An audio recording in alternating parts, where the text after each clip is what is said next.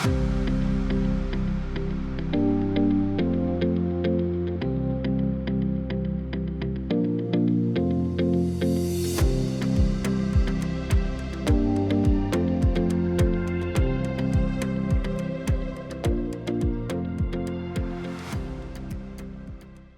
to Day 74 on the Trail. We're glad you're here. There are 4 readings for today, from Acts 20, verse 17 through chapter 21, verse 16, Leviticus 10, verses 1 through 20, the 77th Psalm, and Tobit chapter 2, verses 1 through 14. As was introduced in chapter 1, Tobit is again demonstrating his concern for the poor and for those who have died and remain unburied. We also see Tobit's concern for hospitality. This is reflected as well in the Gospels.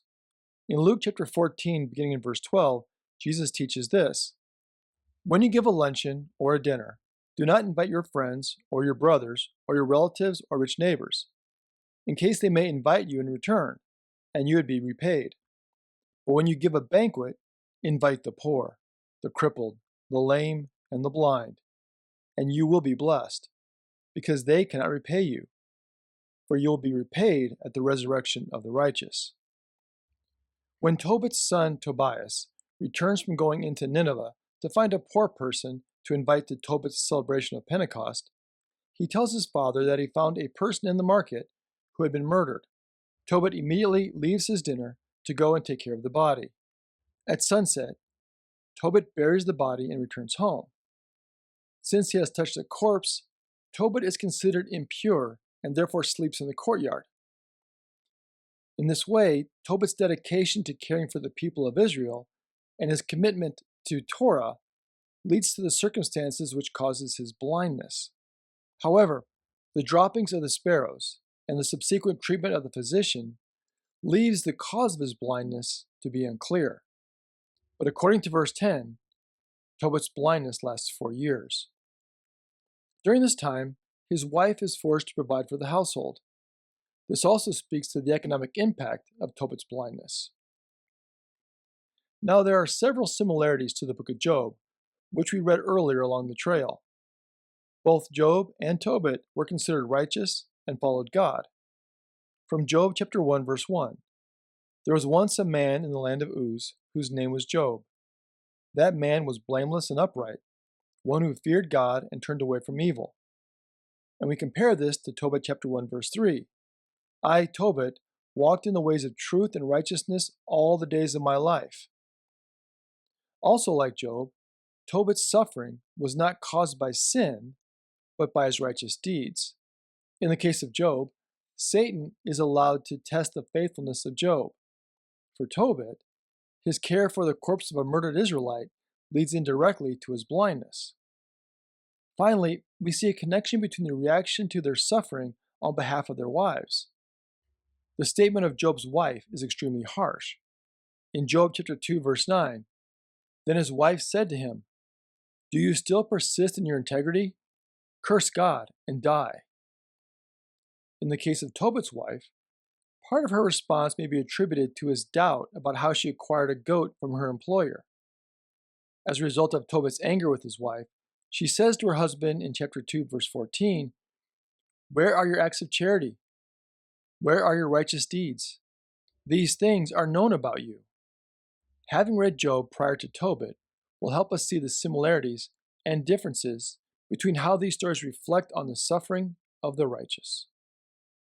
When Paul arrives in Miletus, he calls for the Ephesian elders because he wants to see them one last time. In his final words to the elders of the church, he reviews his conduct and previews his immediate and distant future. In a sense, Paul is passing on the torch of his ministry to the elders of the church at Ephesus. In a sense, Paul is passing on the torch of his ministry to Ephesus to the elders of the church there. Of special note is Paul's statement regarding his integrity. He explicitly states that he did not seek to profit financially from his ministry, but that he supported himself. Most likely, this was through tent making, as we learned in Acts 18, verse 2 and 3.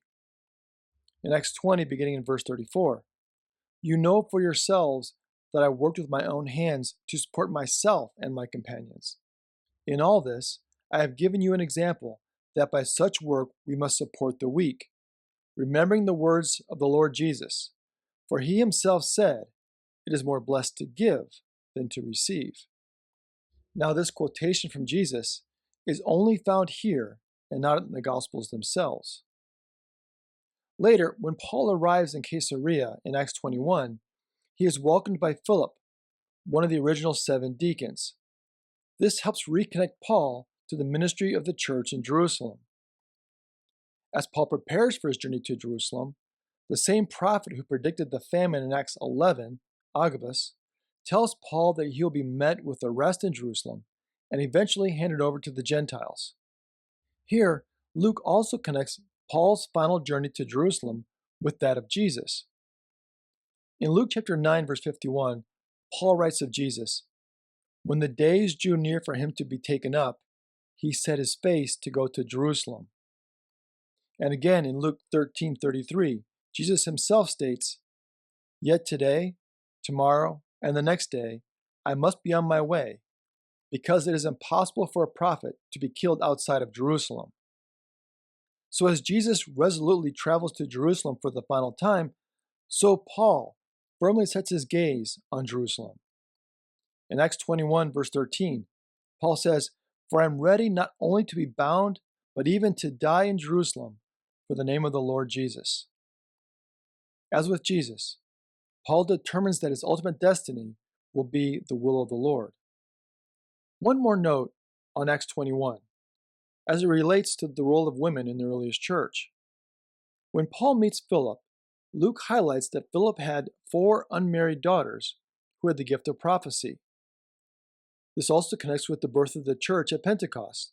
In Acts 2, verse 17, "In the last days it will be, God declares, that I will pour out my spirit on all flesh, and your sons and your daughters shall prophesy, and your young men shall see visions, and your old men shall dream dreams. Even upon my slaves, both men and women, in those days I will pour out my spirit, and they shall prophesy." Thank you for joining us today. Until next time, stay on the trail.